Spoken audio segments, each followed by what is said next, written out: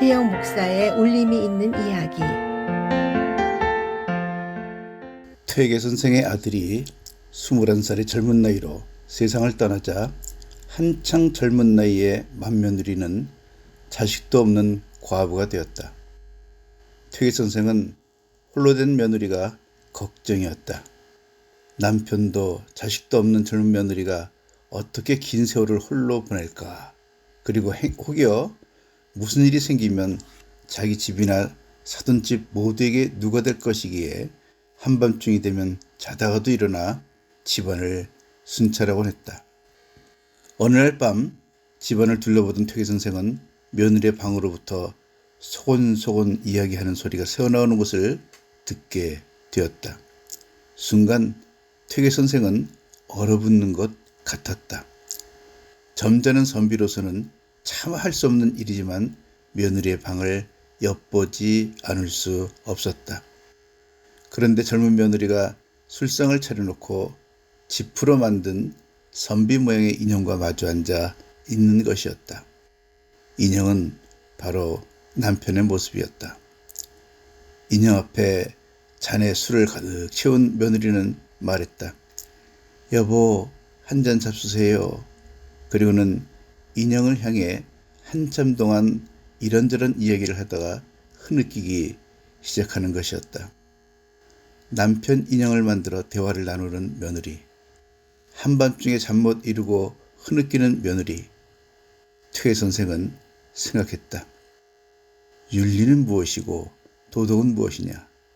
저 젊은 아이를 수술시켜야 하다니, 저 아이를 윤리 도덕의 관습으로 묶어 수술시키는 것은 너무도 가혹하다. 인간의 고통을 몰라주는 이 짓이야말로 윤리도 아니고 도덕도 아니다. 여기에 인간이 구속되어서는 안 된다. 저 아이를 자유롭게 풀어줘야 한다. 이튿날 퇴계 선생은 사도를 불러 결론만 말했다. 자네, 딸을 데려가게.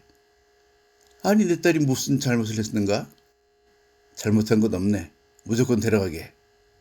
친구이면서 사돈관계였던 두 사람이기에 서로가 서로의 마음을 이해하지 못할 까닭이 없었다. 그러나 딸을 데리고 가면 두 사람의 친구 사이마저 절연하는 것이기 때문에 퇴계 선생은 사돈도 쉽게 받아들이려 하지 않았다. 안 되네. 양반 가문에서 이 무슨 일인가? 나는 할 말이 없네. 자네 딸이 내 며느리로서는 참으로 부족함이 없는 아이지만 어쩔 수 없네. 데리고 가게. 이렇게 퇴계 선생은 사돈과 절연하고 며느리를 보냈다. 몇 년 후 퇴계 선생은 한양으로 올라가다가 조용하고 평화로운 동네를 지나가게 되었다. 마침 날이 저물기 시작했으므로 한 집을 택하여 하룻밤을 머물렀다. 그런데 저녁상을 받아보니 반찬 하나하나가 퇴계 선생이 좋아하는 것뿐이었다. 더욱이 간까지 선생의 입맛에 딱 맞아 아주 맛있게 먹었다. 이 집 주인도 나와 입맛이 비슷한가 보다. 이튿날 아침상도 마찬가지였다. 반찬의 종류는 어제 저녁과 달랐지만 여전히 입맛에 딱 맞는 음식들만 올라온 것이었다. 나의 식성을 잘하는 사람이 없다면 어떻게 이토록 음식들이 입에 맞을까? 혹시 며느리가 이 집에 사는 것은 아닐까? 그리고 퇴계 선생이 아침 식사를 마치고 막 떠나가려는데 집주인이 버선 두 켤레를 가지고 와서 한양 가시는 길에 신으시라며 주었다. 신어보니 퇴계 선생의 발에 똑 맞았다. 아, 며느리가 이 집에 와서 사는구나. 퇴계 선생은 확신을 하게 되었다.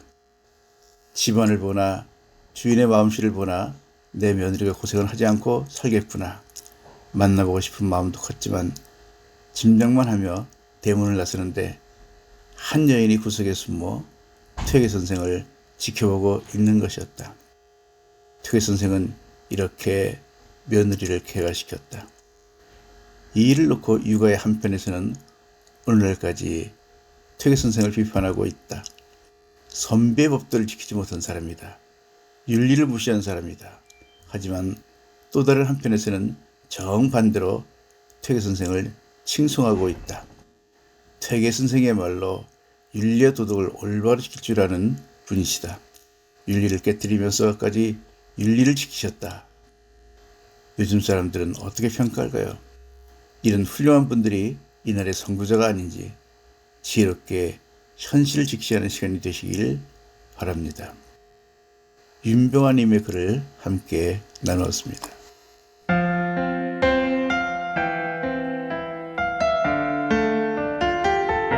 지금까지 행복한 주님의 교회 이태영 원로 목사의 울림이 있는 이야기였습니다.